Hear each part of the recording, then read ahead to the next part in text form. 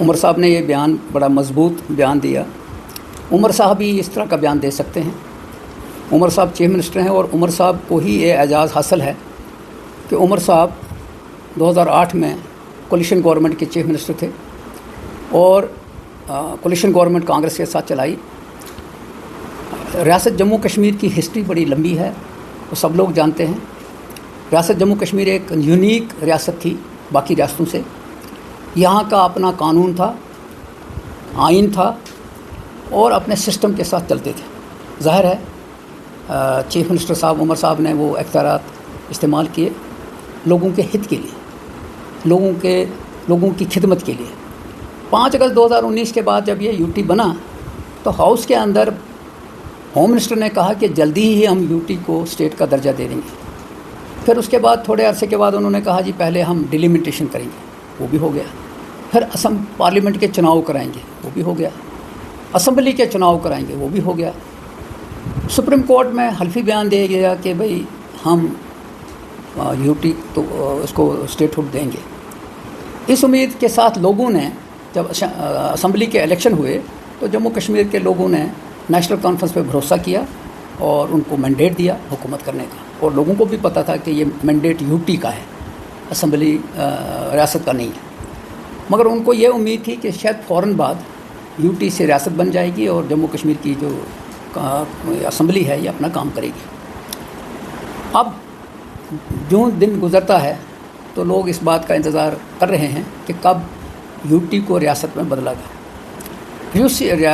UT को रियासत में बदलने का काम जो है ये किसी आदमी के लिए, किसी फ़र्द के लिए नहीं है, ये यहाँ के लोगों के लिए है। जम्मू कश्मीर के लोगों को यूटी का तजर्बा नहीं था, ना है कि यूटी क्या होता है, क्योंकि जम्मू कश्मीर एक रियासत बड़ी हिंदुस्तान का ताज रही है, इसकी अपनी एक अहमियत थी।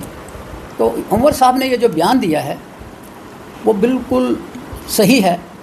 भले ही इसको कहने वाला को इधर खींचे उधर खींचे, लेकिन उमर साहब के इस बयान का मतलब यह है कि हमने तो इस उम्मीद से इलेक्शन लड़ा कि रियासत का दर्जा मिलेगा और काम लोगों की मर्ज़ी के मुताबिक होगा।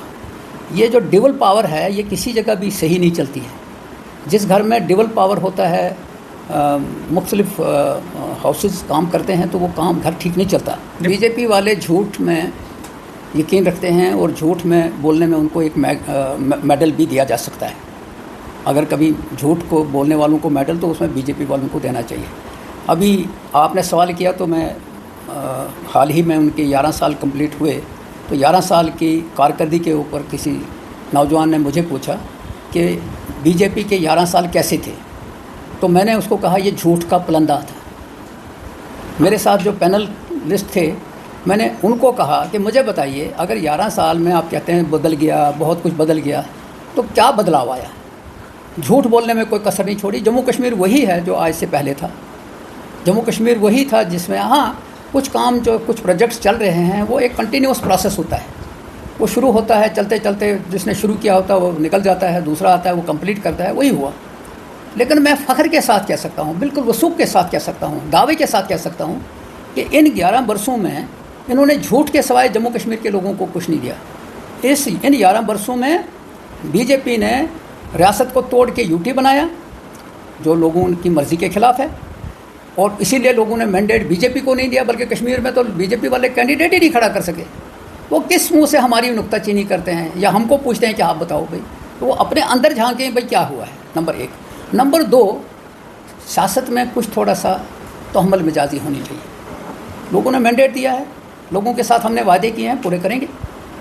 अभी 6-7 महीने हुए हैं, इस दौरान असम्बली का सेशन हुआ है, बजट पास भी हुआ है, बहुत सी चीज़ें करनी हैं। रातों रात कोई चीज़ नहीं होती है। और ये भी हकीकत है कि गवर्नर हाउस से, एलजी के हाउस से एक डायरेक्शन आती है, दूसरे जगह से दूसरी डायरेक्शन आती है, होम मिनिस्टर साहब तीसरी डायरेक्शन देते हैं, प्राइम मिनिस्टर साहब अपनी डायरेक्शन देते हैं। तो लिहाजा ये लोग समझते हैं, लोग बेवकूफ़ नहीं हैं। लेकिन मैं समझता हूँ कि हमको तोहमल मिजाजी से काम करना है। इसीलिए सुरेंद्र चौधरी ने कहा कि मत मजबूर करो कि हम वो बात बोलें जो आप सुनने के काबिल नहीं हैं। जी विशेष बेरोज़गारी तो है, आप भी जानते हैं, आप भी नौजवान हैं, बेरोज़गारी है। 11 साल के अंदर कोई नौकरी नहीं मिली। अगर इन्होंने कुछ किया भी तो याद होगा वो स्कैंडल, सब इंस्पेक्टर के मामले में स्कैंडल हो गया, वो जो फाइनेंस के डिपार्टमेंट में उसका स्कैंडल हो गया। तो उसके बाद 11 साल गुजर गए। 11 साल में कोई चीज़ सामने नज़र नहीं आती है कि ये नौजवान जाए कहाँ, जो ओवर एज भी होने लगा, बेकार भी है। अब 11 साल को हम 2 महीने या 5 महीने में पूरा नहीं कर सकते। हमने लोगों के साथ वायदा किया है कि 1 लाख नौकरी हम आपको प्रोवाइड करेंगे। उसका जो प्रोसेस शुरू हुआ है, 32,000 पोस्टों को एडवर्टाइज़ कर दिया गया है। आने वाले दिनों में उसमें चीफ मिनिस्टर साहब ने हाल ही में मीटिंग बुलाई थी, उनको कहा था कि इसको एक्सपेडाइट करो और इसको करो। अस्पतालों में डॉक्टर नहीं है, पैरामेडिकल स्टाफ नहीं है, स्कूलों में टीचर नहीं है।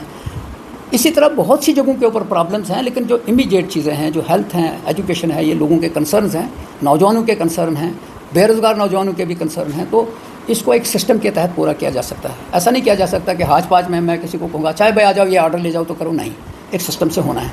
इसलिए आपने 9 महीने कहा, अभी 7 महीने हो गए हैं। 9 महीने का फिर बच्चा पैदा हो जाता है, डिलीवरी हो जाती है। अभी ये 7 महीने हैं, तो उम्मीद रखें। लोगों को भी मैं आपके माध्यम से कहना चाहता हूँ कि वो पूरा उम्मीद रहें। इस स्ट्रगल में वो भी शामिल हैं, हम भी शामिल हैं। लोगों ने हम पे भरोसा किया है, हम लोगों पे भरोसा करते हैं कि हमें उम्मीद है कि हम लोगों की उम्मीदों के ऊपर पूरा उतरेंगे।